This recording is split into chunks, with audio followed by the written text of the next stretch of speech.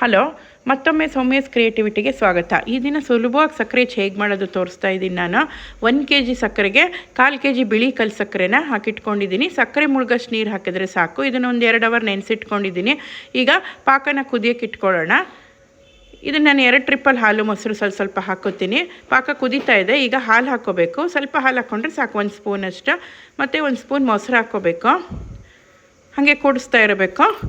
ಈಗ ಅದು ಜೊಂಟು ಥರ ಬರುತ್ತೆ ಕೊಳೆ. ಇದನ್ನು ಒಂದು ಬಟ್ಲಿಗೆ ತೆಗೆದಿಟ್ಕೋಬೇಕು. ನೋಡಿ ಎಷ್ಟು ಜೊಂಟು ಥರ ಕೊಳೆ ಸಕ್ಕರೆದು ಎಷ್ಟೊಂದು ಬಂದಿದೆ. ಒಂದು ಬಟ್ಲಿಗೆ ತೆಗೆದಿಟ್ಕೋಬೇಕು ಇದನ್ನು. ಮತ್ತು ಈಗ 2ನೇ ಸರಿ ಹಾಲು ಹಾಕ್ತಾಯಿದ್ದೀನಿ. 1 ಸ್ಪೂನು 1.5 ಸ್ಪೂನ್ ಹಾಕಿದರೆ ಸಾಕು. ಈಗ 1 ಸ್ಪೂನ್ ಮತ್ತು ಮೊಸರು ಹಾಕ್ತಾಯಿದ್ದೀನಿ. ತುಂಬ ಜಾಸ್ತಿ ಹಾಕಬಾರ್ದು, ಇಷ್ಟೇ ಹಾಕಿದರೆ ಸಾಕಾಗತ್ತೆ. ಈಗ ಹಚ್ಚಿನ ಮಣೆಗಳನ್ನ 2 ಅವರ್ ನೀರಲ್ಲಿ ನೆನೆಸಿಟ್ಕೊಂಡಿದ್ದೀನಿ. ನಾನು ನೆನೆಸೆಲ್ಲ ಶುಭ್ರವಾಗಿ ಒರೆಸಿಟ್ಕೊಂಡಿದ್ದೀನಿ. ಈಗ ಸಕ್ಕರೆ ಪಾಕನ ಇನ್ನೊಂದು ಸರಿ ಒಂದು ಪಾತ್ರೆ ಇಟ್ಕೊಂಡು ಸೋಸ್ಕೊತಾ ಇದ್ದೀನಿ, ಒಂದು ಬಿಳಿ ಬಟ್ಟೆಯಲ್ಲಿ. ಇದು ಮತ್ತೆ ಇನ್ನೇನಾರು ಕಸ ಇದ್ದರೆ ಮತ್ತೆ ಬಂದುಬಿಡುತ್ತೆ. ಬಿಸಿ ಇರುತ್ತೆ, ಹುಷಾರಾಗಿ ಸೋಸ್ಕೋಬೇಕು. ಎಲ್ಲದನ್ನು ಈ ಥರ ಇಟ್ಕೋಬೇಕು ಸೋಸ್ಬಿಟ್ಟು. ನೋಡಿ ಎಷ್ಟು ಬಿಳಿಗೆ ಶುಭ್ರವಾಗಿರೋ ತಿಳಿ ಸಕ್ಕರೆ ಪಾಕ ಬಂದಿದೆ. ಬಿಳಿ ಸಕ್ಕರೆ ತುಂಬ ಚೆನ್ನಾಗಿ ಬರುತ್ತೆ ಈ ಥರ ಮಾಡಿದ್ರೆ.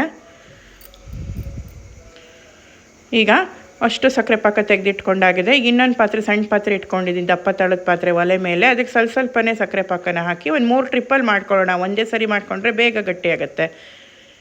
ಈಗ ಕುದಿಯೋಕ್ಕೆ ಸ್ಟಾರ್ಟ್ ಆಗುತ್ತೆ. ಈಗ ಈ ಥರ ಮಾಡ್ತಾಯಿದ್ರೆ ನೊರೆ ಎತ್ತು ನೋಡಿದಾಗ ನೊರೆ ಕರಗಿದ್ರೆ ಇದಿನ್ನೂ ಆಗಿಲ್ಲ ಅಂತ ಅರ್ಥ.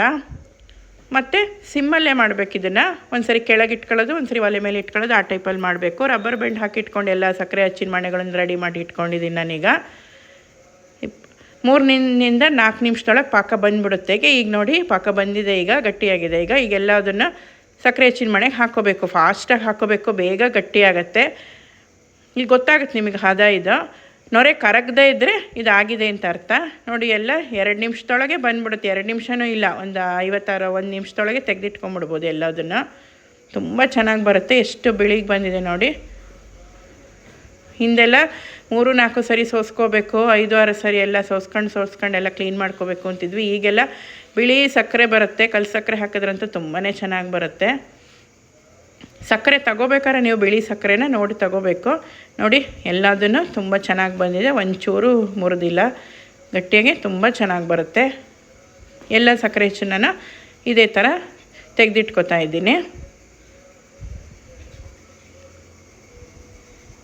ಒಂದು ಡ್ಯಾಮೇಜ್ ಆಗಲ್ಲ, ಎಷ್ಟು ಚೆನ್ನಾಗಿ ಬಂದಿದೆ ನೋಡಿ. ಎಲ್ಲದನ್ನು ಅದೇ ರೀತಿ ತೆಗೆದಿಟ್ಕೊಂಡಿದ್ದೀನಿ. ನೀವು ಬೇಕಾದ್ರೆ ಫುಡ್ ಕಲರ್ ಯಾವ್ದಾರು ಹಾಕ್ಕೋಬೋದು. ಈ ವಿಡಿಯೋ ನಿಮಗೆ ಇಷ್ಟ ಆದರೆ ಲೈಕ್ ಮಾಡಿ, ಶೇರ್ ಮಾಡಿ, ಸಬ್ಸ್ಕ್ರೈಬ್ ಮಾಡಿ. Thank you, bye.